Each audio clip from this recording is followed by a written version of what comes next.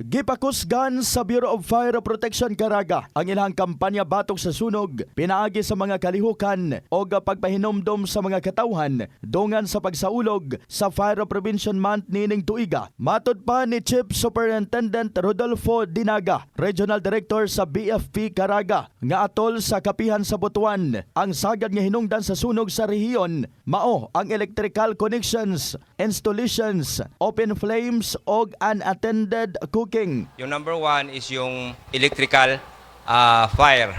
So it is an internationally po ito yung palaging causes of fire, yung electrical connection natin at saka electrical installation. Hindi lang po ito sa atin sa Caraga but also nationwide or masabi natin internationally na causes of fire, top causes of fire.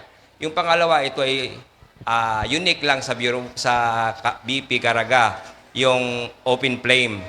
And ang pangatlo ay ang unattended cooking. Aron malikayan ang posibleng nga sunog, nagpahigayon ang BFP o Fire Square Roadshow, house-to-house inspections o uban pa nga mga programa nga nagtumong sa pag-edukar sa katawhan kabahin sa husto nga paglikay sa sunog. Gawa sa pahimangno, padayong gipatuman sa BFP ang fire code, pag-imbestiga sa mga insidente sa sunog o pagresponde sa mga emerhensya aron nga masiguro ang kahapsay sa komunidad. Pinaagi sa mas lig-on nga paningkamot karong tuiga, naglaom ang ahensya nga mapakunhod ang mga insidente sa sunog o mapanalipdan ang kinabuhi o kabtangan sa tibuok rehiyon. In the heart of changing lives, kini si Brigada Christian Talimudaw Cabanyas sa 15.5, Brigada News FM Trento Agusan del Sur, The Music and Dos, Utterisi.